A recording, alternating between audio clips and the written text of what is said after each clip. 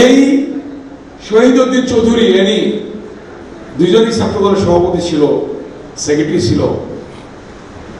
দেখেন কপাল একটা দাগ আছে, একদম কাছের থেকে শেখ হাসিনার নির্দেশে টিয়ার সেল মেরেছিল। বাঁচবে কি বাঁচবে না জানি না, পার্লামেন্ট থেকে 116 জন এমপি আমরা হসপিটালে গেলাম দেখার জন্য, তাকেও কিন্তু আজকে আল্লাহ তাআলা বাঁচিয়ে রেখেছে।